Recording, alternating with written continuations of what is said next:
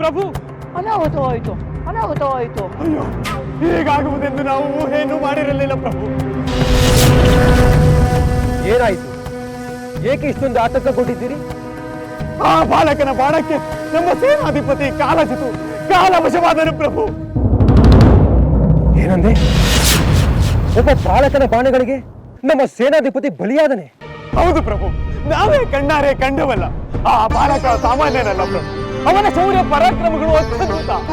ಹಾಗಾದರೆ ಅವನು ಬಾಲಕನಲ್ಲ, ಬಾಲಕನ ರೂಪದ ವಿಷ್ಣುವೋ ರುದ್ರನೋ ಇರಬೇಕು. ಒಬ್ಬ ಹುಡುಗ ಇಂಥ ಸಾಹಸ ಮಾಡಿದಂದ್ರೆ ನಮಗೆ ಎಂತ ಅಪಮಾನ. ಹೇಳಿ, ಮಹಾವೀರನಾದ ಕಾಲಜಿತ್ತು ಹೇಗೆ ಮಡಿದ? ಪ್ರಭು, ಲವನೆಂಬ ಹೆಸರಿನ ಆ ಹುಡುಗ ತನ್ನ ಅನುಪಮವಾದ ಬಿಲ್ವಿದ್ಯೆಯಿಂದ ಕಾಲಜಿತುವನ್ನು ಸಂಹರಿಸಿದ್ದು ನಿಜ. ಹೌದು ಪ್ರಭು, ಆ ಹುಡುಗ ಹುಡುಗಾಟವಾಡುತ್ತಿದ್ದಾನೆಂದು ಭಾವಿಸಿದ್ದು ತಪ್ಪಾಯಿತು. ಮತ್ತೊಮ್ಮೆ ಯಾರಾದರೂ ಅವನೊಂದಿಗೆ ಯುದ್ಧಕ್ಕೆ ಹೋಗುವುದಾದರೆ ಅವನು ಬಾಲಕನೆಂದು ಭಾವಿಸದೆ ಮಹಾವೀರನೆಂದು ಭಾವಿಸಿ ಹೋರಾಡಬೇಕು ಪ್ರಭು.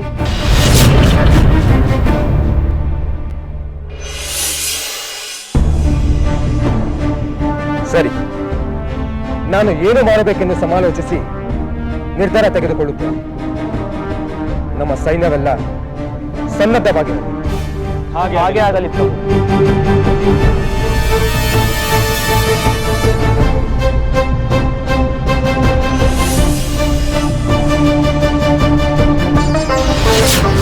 ಏನು? ಆ ಬಾಲಕ ನಮ್ಮ ಸೇನಾಪತಿಯನ್ನು ಸಂಹರಿಸಿಬಿಟ್ಟನೆ. ನಂಬಲು ಅಸಾಧ್ಯವಾಗುತ್ತಿದೆ. ಹೌದು, ನಂಬಲ ಸಾಧ್ಯವಾದ ವಾರ್ತೆ, ಆದರೂ ನಂಬಲೇಬೇಕಾಗಿದೆ. ನಮ್ಮ ಸೇನಾಪತಿ ಕಾಲಜಿತ್ತು ಆ ಬಾಲಕನ ಬಾಣದಿಂದ ಮೃತನಾಗಿದ್ದಾನೆ. ಇದು ಸತ್ಯ. ಅಂದರೆ ಆ ಬಾಲಕ ಸಾಮಾನ್ಯನಲ್ಲ. ಎಲ್ಲರೂ ಹಾಗೇ ಭಾವಿಸುತ್ತಿದ್ದಾರೆ. ಆತನ ಧೈರ್ಯ ಶೌರ್ಯ ಅಪ್ರತಿಮವಾದದ್ದು. ಸ್ವತಃ ಶ್ರೀರಾಮನೇ ಯುದ್ಧಕ್ಕೆ ಬರಲಿ ಎಂದು ಧೋರಣೆಯಿಂದ ಮಾತನಾಡುತ್ತಿದ್ದಾನಂತೆ.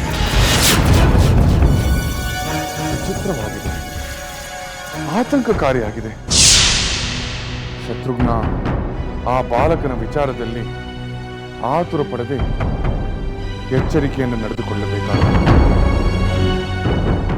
ಶತ್ರುಘ್ನ ಕೂಡ ತನ್ನ ಆಪ್ತರೊಂದಿಗೆ ದೀರ್ಘ ಸಮಾಲೋಚನೆ ನಡೆಸುತ್ತಿದ್ದಾನಂತೆ. ಕ್ರೋಧಗೊಂಡು ಶತ್ರುಘ್ನ ಆ ಬಾಲಕನನ್ನು ತೀವ್ರವಾಗಿ ಶಿಕ್ಷಿಸಲು ಯೋಚಿಸುತ್ತಾನೋ?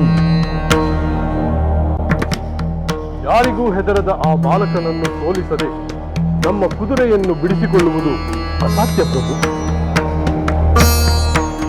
ಅದು ಸರಿ, ಆದರೆ ಆ ಬಾಲಕನ ವಿಚಾರದಲ್ಲಿ ಕ್ರೂರವಾಗಿ ಯೋಚಿಸದಿದ್ದರಾಯಿತು. ಅದಿರಲಿ, ಅಲ್ಲಿನ ವಾರ್ತೆಗಳನ್ನು ಬಂದ ಕೂಡಲೇ ನನಗೆ ತಿಳಿಸಿ. ಹಾಗೆಯೇ ಆಗಲಿ.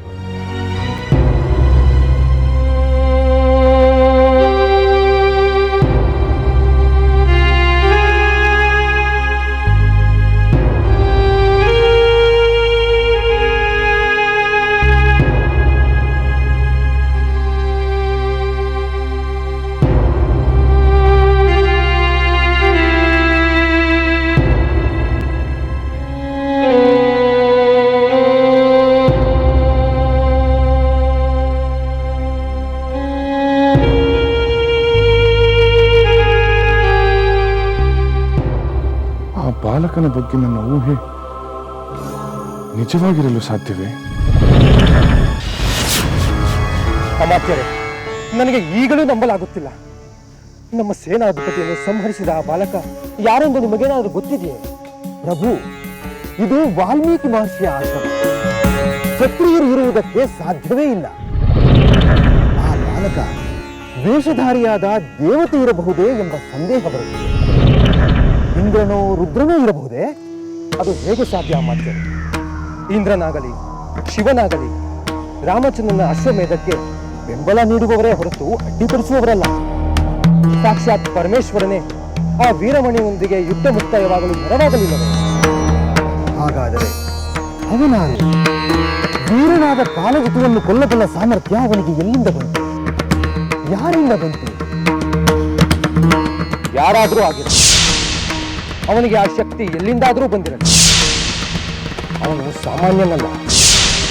ಅವನೊಂದಿಗೆ ನಾವು ಎಚ್ಚರದಿಂದ ವ್ಯವಹರಿಸಬೇಕು. ಹೌದು ಪ್ರಭು, ಹೇಗೋ ಅವನು ನಮ್ಮ ಯಾಗದ ಕುದುರೆಯನ್ನು ಬಿಟ್ಟರೆ ಸಾಕಾಯಿತು. ನಾವು ಅವನಿಗೆ ನೋವು ಕೊಡುವ ಪ್ರಸಂಗ ಬರಬಾರದು. ಆ ಬಾಲಕನಿಗೆ ನೋವಾಗಬಾರದು. ನಮಗೆ ಜಯ ದೊರೆಯಬೇಕು. ಅದು ಸಾಧ್ಯವಾಗುವಂತೆ ನಾವು ಹೇಗೆ ಯುದ್ಧ ಮಾಡಬೇಕೆಂಬುದನ್ನು ಯೋಚಿಸಬೇಕು. ಪ್ರಭು, ಆ ಬಾಲಕನ ವಿರುದ್ಧ ನೀವು ಯುದ್ಧ ಮಾಡುವುದು ನನಗೇನು ಉಚಿತವಾಗಿ ಕಾಣಿಸುತ್ತಿಲ್ಲ.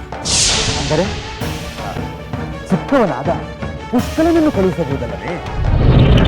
ಹೌದು, ಈ ಸಮಯದಲ್ಲಿ ಪುಷ್ಕರನೇ ಸೂಕ್ತವೆಂದು ನನಗೂ ಅನಿಸುತ್ತಿದೆ.